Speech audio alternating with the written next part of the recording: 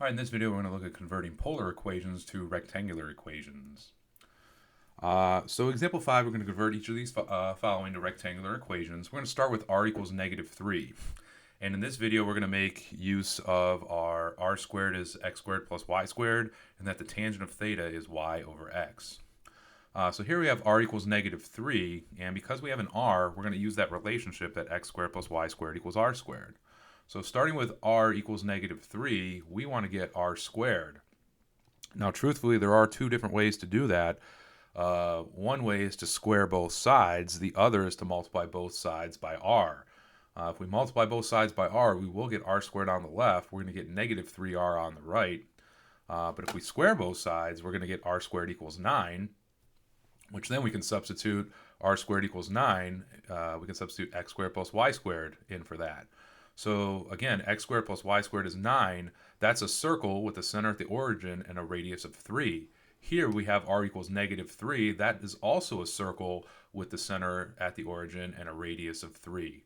It's important to note, especially when we talk about the graphs of polar equations, that r equals -3 is actually the same graph as r equals +3. So they're both circles where the center's at the origin or at the pole, and the radius is 3. So that'll come into play in the next section. But for right now, we got x squared plus y squared equals 9. All right, part B, theta equals 4 pi over 3. Well, in a previous video, we saw that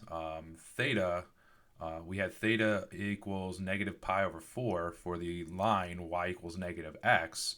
So for this one, we're going to get something similar. We're going to get a line where it involves the tangent here. So our first step is going to be to take the tangent of both sides. So we got tangent of theta equals the tangent of 4 pi over 3. Again, somewhat similar to how we did example 4a in the previous video. Tangent of theta is y over x. So if we have just theta equals, we'll start by taking the tangent of both sides. Tangent of 4 pi over 3 is square root of 3. So if we multiply both sides by x, we get y equals x times the square root of 3. So this time we have a line where the slope is the square root of 3 and the y-intercept is the origin. So if we take a look at graphing this, we would see that if we put this line in the polar coordinate system, that it would make an angle of 4 pi over 3 with the positive x-axis. So here again, we have a line with a slope of square root of 3 going through the origin. All right, part C, r equals 1 minus cosine of theta. Now here, if we square both sides like we did with part A, we'll get r squared equals 1 minus 2 cosine theta plus cosine squared theta. And unfortunately, that with the cosine and cosine squared on the right-hand side, we're really not going to be able to get too far. So rather than square both sides, we're going to take the alternative and multiply both sides by r. So when we multiply both sides by r, what we end up with is r squared equals r minus r cosine theta.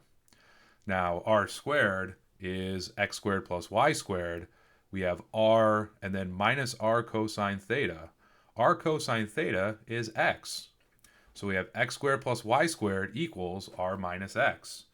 So we have this r on the right-hand side, just like we started with. It may seem like we've run out of options. However, if we add the x to both sides, now we got r by itself. Let's square it again. So squaring the left-hand side, we get x squared plus y squared plus x, that quantity squared, equals r squared is x squared plus y squared. And that's about as far as we're going to go in this example. So if you wanted to multiply all this out, you could, but take it easy on you here for this one. So this r equals 1 minus cosine theta, which we're going to investigate more in the next section.